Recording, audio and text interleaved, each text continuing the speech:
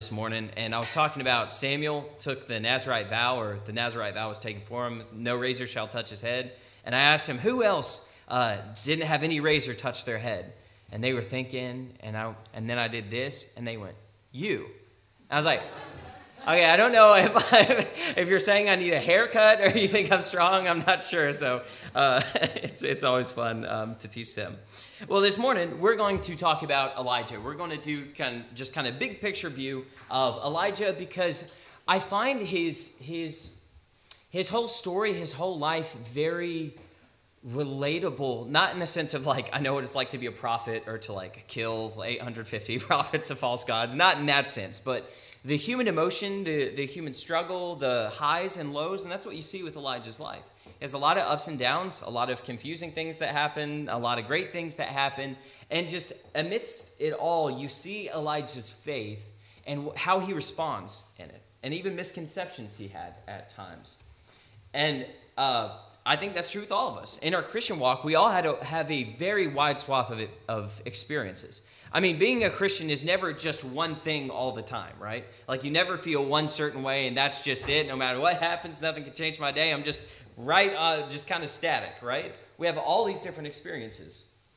And I think that if we look at Elijah and see his life and see the experiences that he had, we can see, oh, I've been right there before. I've been right there in that feeling.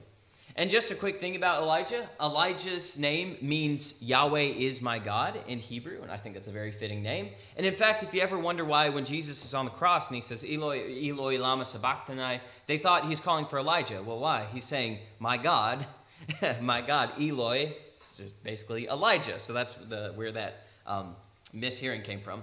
And so Elijah, if you pay attention to your scriptures, especially in the Gospels, he's a key figure.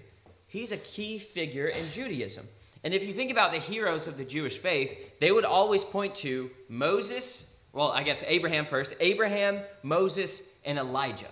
That was kind of in their trio of all-time heroes. And it's very fascinating because there's like a lot more written by Ezekiel or Jeremiah than Elijah. So there's something so impactful, so unique about Elijah's ministry that it made an effect for centuries to come. And so I just want to think about that, because even on the Mount of Transfiguration, remember who was there? There appeared to them Moses and Elijah. And I want to just throw this out there. This isn't a huge thing. This is just some of those Bible nuggets. But as we go through this, I want you to see if you can catch how many parallels there are between Elijah and Moses and Jesus, because things kind of intersect. So Elijah arrives on the scene when Ahab is ruling over Israel. And he's a good guy or bad guy?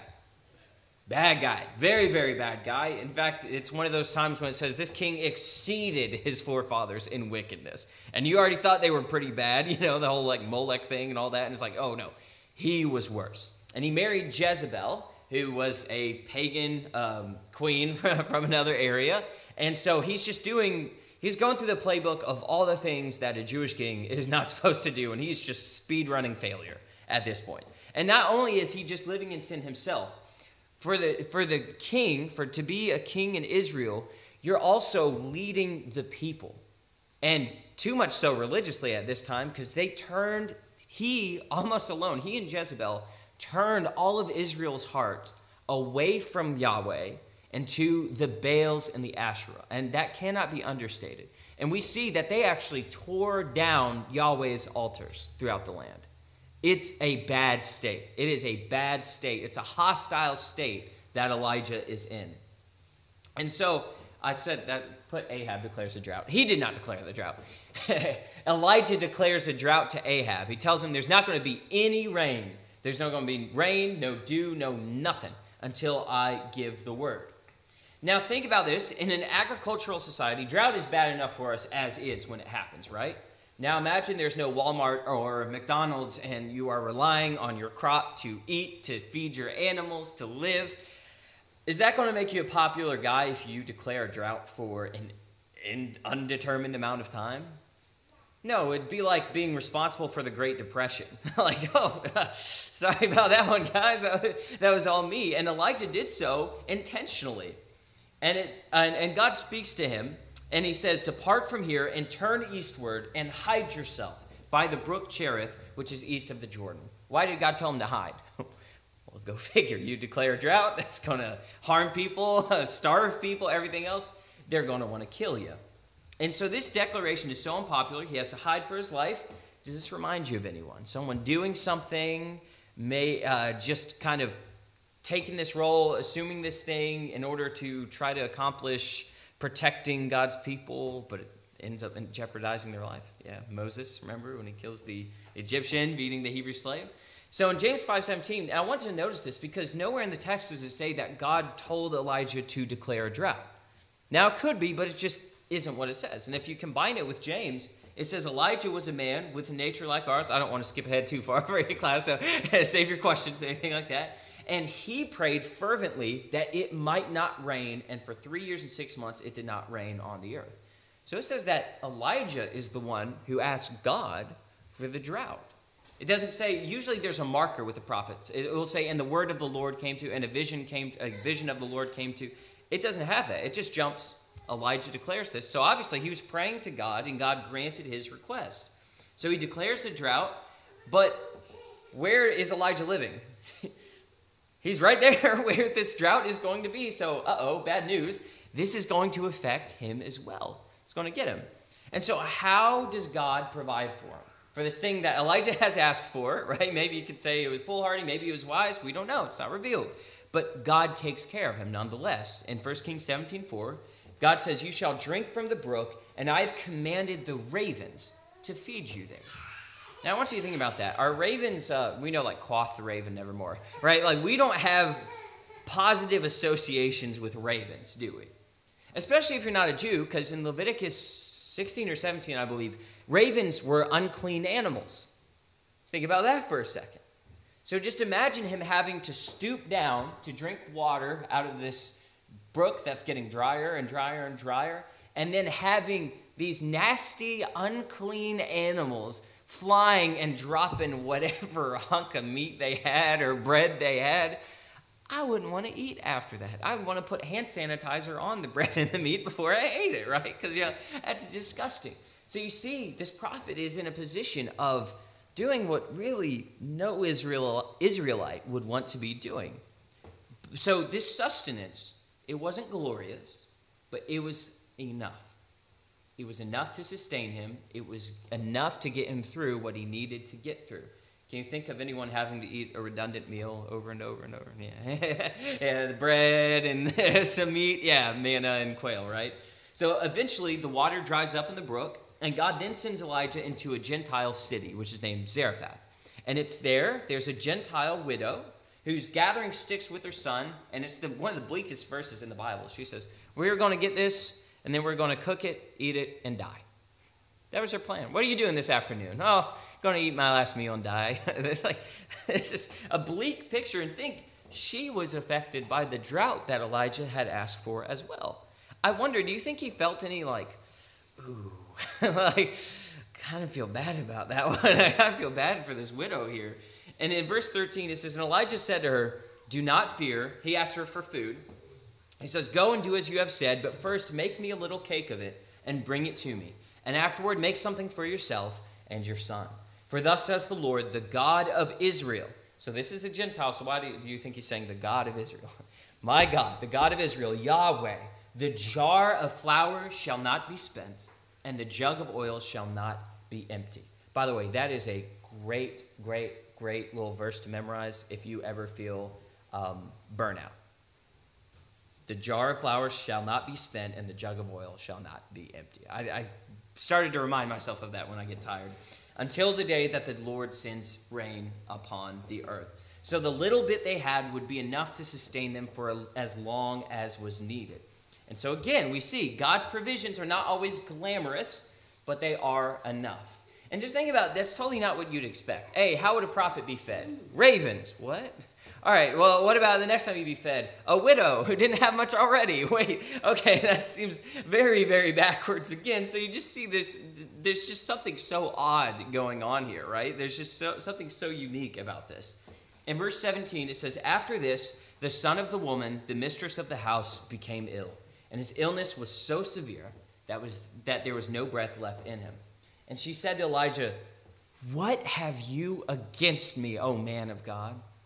Right? "Oh man, you're God of Israel. What do you have against me? You have come to me to bring my sin to remembrance and to cause the death of my son." So just imagine the widow's position. She already thought she was going to die.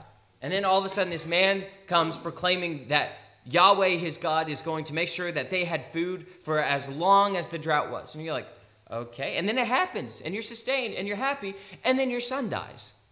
She was already a widow. She's already lost her husband. And now what little she had left is gone. You can imagine she's blaming him. Why did you do this to me? And imagine the hurt of Elijah.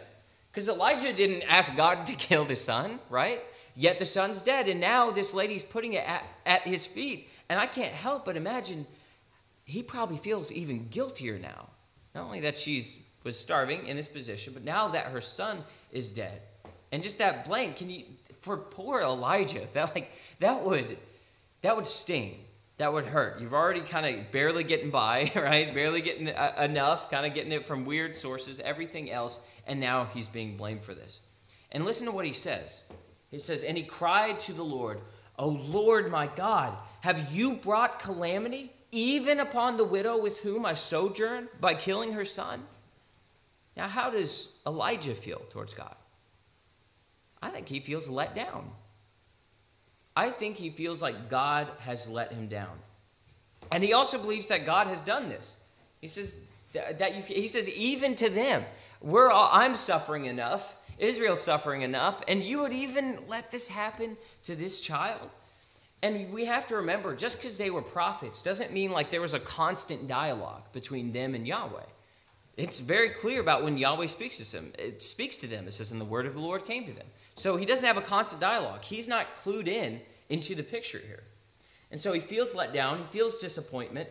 And all he wants, this all started because the only thing Elijah wants is for the people of Israel, for their hearts to turn back to Yahweh in faithfulness. That's what sparked all of this. And the only thing that it's gotten him is trial after trial after trial after trial. You can imagine, I've been doing this for you, God. Like, do you not care that I'm out here working and working and working? So what does Elijah do in this disappointment? Look, then he stretched himself upon the child 3 times and cried to the Lord, "O Lord my God, let this child's life come into him again." And the Lord listened to the voice of Elijah, and the life of the child came into him again, and he revived. So yet again, we see, just like with doubt, you always turn to God. And the text doesn't say whether or not God caused the sickness. We just don't know. It doesn't reveal. But we know who caused the healing. It's very clear in that. It was Yahweh. So then it goes on. He moves on from there, and Elijah meets with Obadiah. And Obadiah, he is Ahab's house manager. He takes care of all of his affairs, everything. And him and Ahab are out, and they're looking for any water to give their animals so that they don't die. And so he's out looking for water, and then Elijah goes to meet Obadiah. And Obadiah feared Yahweh, and he had actually hidden God's prophets. I don't know if you've ever read The Hiding Place, and it's about Corrie ten Boom and her family. They hid the Jews during the Holocaust, and they would smuggle them in, keep them safe. And they were Christian people, so it's just like, it's an amazing book. I highly, highly recommend you read it. But just that fear, right? Because this is a high danger, very risky situation. Because Jezebel and Ahab, how do they feel about Yahweh's prophets? Especially since that last one caused this whole drought thing going on. They are unpopular, and they have been being killed. And yet Obadiah risked his neck out. He's very close to Ahab, right? He's right in his house, and he's doing this. So he has some bravery. But now he's grieved that Elijah has told him to go get Ahab. And why do you think that is? Well, listen to this. Well, not this. I thought the verse was next, but it's not. Either Elijah had a death wish, or he was trying to get Obadiah killed. And look at what he says. This is kind of comical to me. It says, "As the Lord your God lives, there is no nation or kingdom where my Lord has not sent to seek you. And when they would say, 'He is not here,' he would take an oath of the kingdom or nation that they had not found you. And now you say, go tell your Lord, behold, Elijah is here. And he's kind of like, what are you doing? And as soon as I have gone from you, the Spirit of the Lord will carry you, I know not where. And so when I come and tell Ahab and he cannot find you, he will kill me. Although I, your servant, have feared the Lord from my youth. You can see him just like panic babbling, just, what are you doing? You're going to get me killed, because obviously he's going to kill you. So, and God's not going to let that happen. So then he's going to whisk you off, and then Ahab's going to turn to me and be like, what's up with that false tip, and then kill me. So Elijah relieves Obadiah's fears, and Ahab is brought to Elijah. It says, when Ahab saw Elijah, Ahab said to him, is it you, you troubler of Israel? And he answered, I have not troubled Israel, but you have, and your father's house, because you have abandoned the commandments of the Lord and followed the Baals. By the way, don't be surprised that if you're zealous for God, keep his commandments, people will think you're a troublemaker. So we see that a lot. It happens. And he says, now therefore send and gather all Israel to me at Mount Carmel, and the 450 prophets of Baal and the 400 prophets of Asherah who eat at Jezebel's table. So I want you to think about this. I've always kind of just had it impersonal, like, oh yeah, they were just prophets of these false gods. They're dining in Ahab's household at Jezebel's table, right? Like, they know these prophets. They're friends with these prophets. So Elijah sets up a showdown, an epic cage match, if you will, of Yahweh versus the gods. Have we seen a similar kind of showdown before? You betcha. Exodus 7.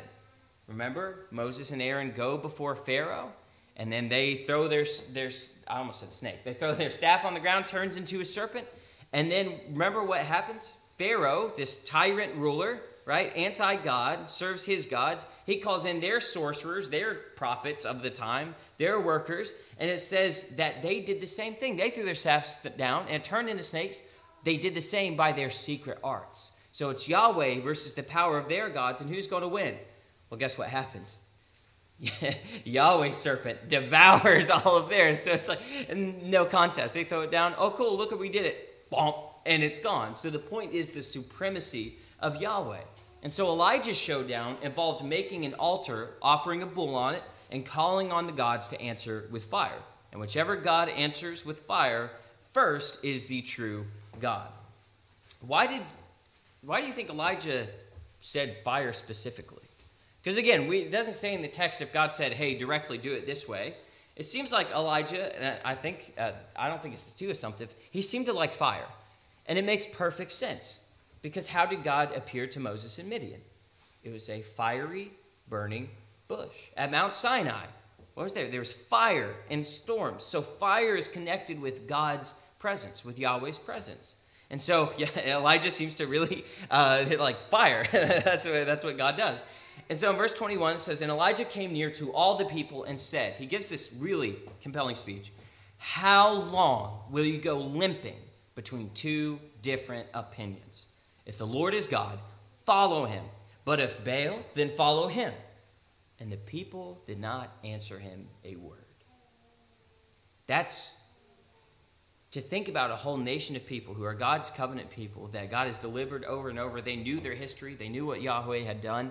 And when he puts it on the line and says, if Yahweh is God, serve him. If Baal is God, serve him. Even in that, they still don't even make a decision.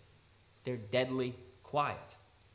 And so then the competition begins. Asherah and the Baal prophets, they're all going around. It says that they were limping around the altar. They're cutting themselves. And it says that blood was gushing everywhere. So it's just a mess. They're crying and crying and crying and bleeding. It's just pandemonium. And then Elijah kind of throws in some insults there. He's like, hey, maybe your gods are in the bathroom and taking too long. Just kind of roasting them left and right. And it's pretty funny. Elijah had a sense of humor, which is cool. And then it was time's up. And then it's Elijah's turn. And Elijah pours water. And I don't know where they got the water. I always wondered that. It was a drought. I wonder if they had saved it up for such an occasion, something like that. I don't know. But they pour water all over the bull, the wood, the altar. And actually, Elijah rebuilt the altar to Yahweh that they had torn down. So he built it with 12 stones to represent the 12 tribes of Israel. Why is he doing that?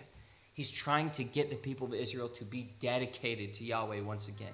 He soaks in water once. And he's like, all right, I'm going to show off. Twice. All right, not enough. 3 times. Dump it on there 3 times. They build a moat. It's all filled with water. Now, why do you think they pour water on it? What is he doing? To clean it? What is going on? Well, have you ever tried to light wet wood? Have you ever tried to start a fire with it? I went camping one time, and we had some wood that had gotten soaked by the rain. We spent about an hour and a half of just trying to light it. Tons of light. We had lighter fluid too, and it was still, we couldn't get it going. It's next to near impossible to get wet wood burning. And so he says, answer me, O Lord, answer me, that this people may know that you, O Lord, are God, and that you have turned their hearts back. Again, it seems like Elijah didn't have constant communication. He seems like, please, please, please, please, God, answer with fire. And why does he want this? Is it for some self-glorification or for some bolstering of his own faith? No, he's already solid on all that. This is for the people of Israel. So we learn very quickly, Elijah really has a heart for Israel. He really cares about God's people. Then the fire of the Lord fell and consumed the burnt offering and the wood and the stones and even the dust, and licked up the water that was in the trench. Just devoured everything. And when all the people saw it, they fell on their faces and said, the Lord, he is God. The Lord, he is God. And Elijah said to them, seize the prophets of Baal. Let not one of them escape. And they seized them, and Elijah brought them down to the brook Kishon and slaughtered them there. What a victory. What a vindication, right? That Yahweh has made known his presence, that he is above all other powers, all other authorities, that he is in charge. And the people have said, the Lord, he is God. This is exactly what he's been working for all these years. And there's even more. This victory gets expanded. It says, and Elijah said to Ahab, go up, eat, and drink. But there's a sound of rushing rain. I think this is a bit of forthtelling because it wasn't raining yet. He's like, hey, go check this out. So Ahab went up to eat and drink, and Elijah went up to the top of Mount Carmel, and he bowed himself down on the earth and put his face between his knees. Can you imagine just the relief? The famine is over. The spiritual one and the physical one. The people have turned back to Yahweh. This is great news. I love this. At the seventh time, he said, he sends his servant to go keep the checking. On the seventh time, he says, behold, a little cloud like a man's hand is rising from the sea. And he said, go up, say to Ahab, listen, prepare your chariot and go down, lest the rain stop you. Do you remember he said it would only start back? But he's trash talking, right? You see this? Because God has made his name holy. He has declared his name holy. And it's an ecstatic moment of vindication, of revival for the people of Israel. After years of eating the same thing, a lack of abundance, living in hiding, being hated by all, finally, it all comes together into a beautiful victory. The end. Nope. What follows? Then Jezebel sent a messenger to Elijah saying, so may the gods do to me and more also, if I do not make your life as the life of one of them by this time tomorrow. Notice, Jezebel hasn't lost her allegiance to her pagan gods, has she? She's using them to actually invoke a curse on Elijah, saying, I'm going to kill you. And no worries, right? God already just gave an amazing demonstration of his power over every rule and authority. Didn't it, right? That huge slaughter, that response in fire. Well, look at how Elijah responds. Then he was afraid, and he rose and ran for his life, and came to Beersheba, which belongs to Judah, and left his servant there. Why did Elijah respond this way? He just saw the victory. He just saw the power. It's not like he hadn't been threatened before by Ahab and Jezebel.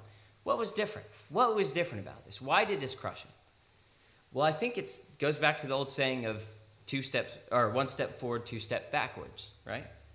All those years of skimping by and living in fear, he's right back in it. I think he thought that maybe things would change now, that there's revival, there's going to be change. Imagine working for years and years of your life under grueling circumstances, and you don't even make a dent in the mission you're trying to accomplish. I think it was just the straw that broke the camel's back. It was too much. He thought it was victory, and he realized the battle's not over. The war's not over. So he himself, it says in verse 4, went a day's journey into the wilderness and came and sat down under a broom tree, and he asked that he might die, saying, it is enough. Now, O Lord, take away my life, for I'm no better than my fathers. He goes, I'm not going to be able to accomplish anything that my fathers weren't able to accomplish as well in their prophecy and their ministry. They didn't listen to them. I didn't do any better. I'm done. Just take my life. I'm tired. I'm tired. What emotion is this? This is despair. This is despair. Yet who is he still speaking to? He's still speaking to God. He didn't leave God. He didn't turn into a staunch atheist and goes about declaring his non-faith. He's done. So how does God respond to his burnt out despair, prophet in despair? Yeah, let's go with that one. It says, and he lay down and slept under a broom tree, and behold, an angel touched him and said to him, arise and eat. And he looked, and behold, there was at his head a cake baked on hot stones and a jar of water. And he ate and drank and lay down again. So God doesn't respond directly in words, does he? He doesn't immediately answer Elijah. Instead, he sends one of his holy angels to feed and to minister to Elijah. And I think you see the heart of God for his prophet, for his servants, even when they're at their low points, or even when they're maybe not where he would like them to be or want them to be. Even and then, he wants Elijah to just take care of your basic needs as a human. You're a human. Sleep, eat food, drink. And God has progressed him. You see, he put him through a period of getting fed by ravens, and now he's getting fed by an angel. Like, think about that. God could have fed him with ravens again, but he even knew this boy's worn out, right? He's worn out. And he rose and ate and drank and went in the strength of that food 40 days and 40 nights to Horeb, the Mount of God. Mount Horeb is another name for Mount Sinai. Why do you think Elijah would go there? Why, of all places, that he could go in Israel or Jerusalem or Samaria? Why go here? Think about what happened there. It was where God made his presence known. It's where he answered in fire, in a whirlwind. And that's where Moses went, where the commandments were given. He's hoping, he's trying to get a connection to God. Maybe see some of that fire again. It says, there he came to a cave and lodged in it, and behold, the word of the Lord came to him. Here we see, God's responding. And he said to him, what are you doing here, Elijah? What you looking for? What you looking for? You have a mission, you have a job. Why are you here? It says, he said, I've been very jealous for the Lord, the God of hosts. Is that true? Yeah, 100%. That's what he's been doing the whole time. But the rest of the things he says are not true, as we're going to see. For the people of Israel have forsaken your covenant, throw down your altars, well, that part's true, and killed your prophets with the sword, and I, even I only, am left, and they seek my life to take it away. He thought he was alone, which he wasn't, which God makes it known. It says, and he said, go out and stand on the mount before the Lord. And behold, the Lord passed by, and a great and strong wind tore the mountains and broke in pieces the rocks before the Lord. Sounds like Mount Sinai, right? But the Lord was not in the wind. And after the wind, an earthquake. But the Lord was not in the earthquake. See, he's going there for this connection, for this remembrance of God. And he's seeing the same things, but God's not there in those things. And after the earthquake, a fire. Yes, Elijah loves fire. But the Lord was not in the fire. And after the fire, the sound of a low whisper. And then God speaks. He hadn't learned to hear God in the quiet whispers. And I think sometimes we make the mistakes of only thinking that God is with us only if we see big things, these big, marvelous events or feelings or something that's happened to you in your life. And we have to learn to observe the still, small voice where God makes his presence known. Elijah says the same thing to God again. He feels alone, that his ministry has been of no avail. And you know what happens? God relieves him of duty. He says, okay, all right. Appoint a successor, get these things in order, and you're done. Kind of fires him. You know, like when you complain to your boss, like, boss, I'm burned out, I can't do this anymore. And they're like, okay, see you. And it's like, oh, I wasn't ready for that one. And it doesn't seem mean-hearted. I think God just knew he's had it. He's hit his limit, and I'm going to honor that. And he also, not without reminding Elijah that, hey, by the way, there are 7,000 that I've kept that have not bowed the knee to Baal. So yes, you had your little pity party, and yes, I understand it's difficult, but you're not alone, Elijah. I'm not that weak where I just need you, right? I'm Yahweh. Now, does this mean God was forever displeased with Elijah for reaching that point of despair? Well, I want to show you something. It fills me with like so many good feelings when you read this. Well, then Elijah took his cloak and rolled it up. This is when he appoints Elisha and struck the water, and the water was parted to the one side and to the other till the two of them could go over dry ground.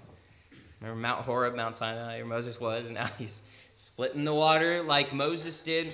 And listen to this. Remember how Elijah loved fire. And as they still went on and talked, behold, chariots of what? Of fire and horses of fire separated the two of them, and Elijah went up by a whirlwind into heaven. It's like God knew him so well. He knew his weak points, he knew his high points, and he's almost, I don't know what the word is, humoring.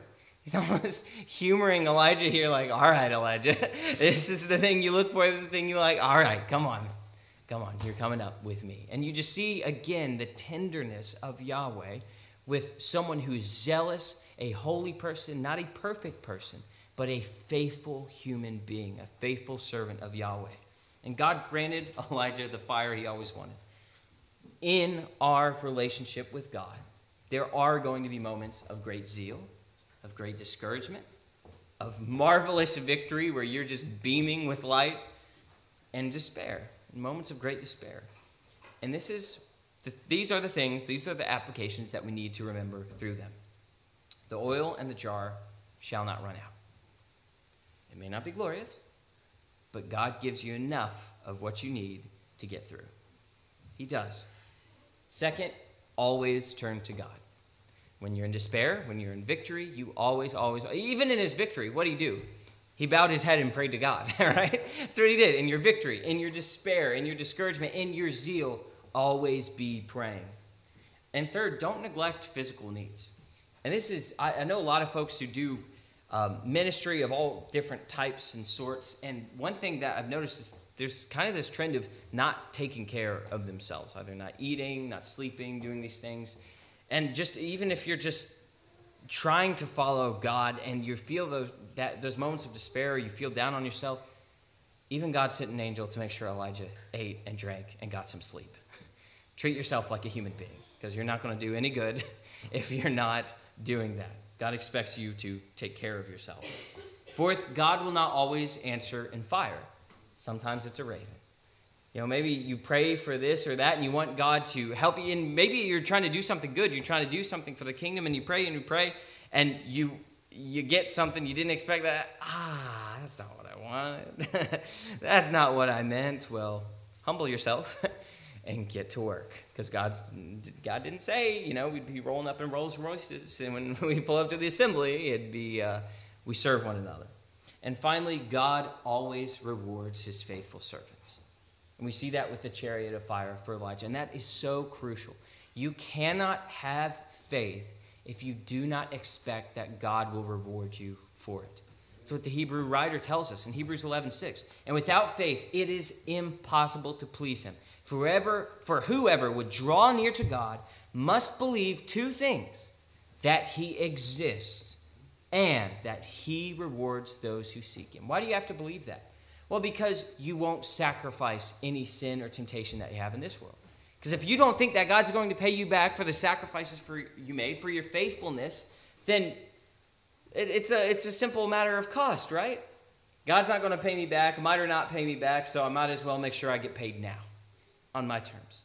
That's why it's so important that we trust God. Not only that he exists, I know like all of us believe that God exists, but I think sometimes we struggle with thinking, will God really reward me for walking with him, for having faith in him? Is it worth the sacrifice? Is it worth the struggle? Is it worth the despair? You have to believe that. Just like Abraham. Abraham could not have offered his son Isaac if he did not 100% believe to his core that no matter what, God was going to raise his son back. Somehow, some way, Isaac would still live, even after he killed him. He couldn't have had faith if he did not have that expectation and trust of Yahweh. Elijah had that. Moses had that. Jesus had that especially, right? Why did he suffer? So that he may bring many sons to glory and be crowned King of all kings, the Son of Man, over every rule and authority.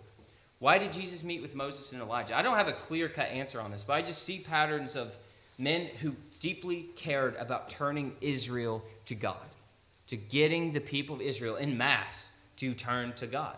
You also see a lot of suffering at the hands of wicked leaders, whether it be Pharaoh or Ahab or Jesus with the Sanhedrin, and dealing with stubborn, stupid people, quite honestly, dealing with a lot of that. And yet they never gave up on following God. They never did. In 1 Peter 4:19, it says, "Therefore let those who suffer according to God's will entrust their souls to a faithful Creator while doing good." And finally, if you're not a Christian, do you believe that God exists and that he's a rewarder of those who diligently seek him? Paul tells us, and Steve read this for us, we were buried therefore with him by baptism into death. When we are baptized, we're dying to a way of life.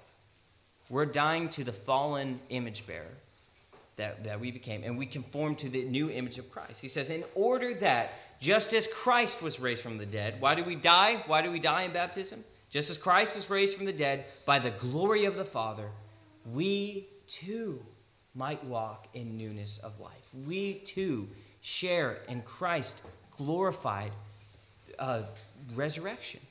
We get to wear the resurrection body, but not if we don't first die to ourselves. And if you wonder if it's worth it, look at what he did for Elijah. Look at what he did for the faithful. Think about what Steve read in Revelation, where his direct presence is there and will wipe away every tear from every eye, and sorrow won't even be a thought anymore. I look forward to that. And I know God will grant that to us, not because of anything that we've done, but because of his loving kindness and the sacrifice of his Son. If you would like to become a Christian, if you would like to respond, to join God's family, enjoy his presence, then we ask that you come forward, be baptized as we stand and sing.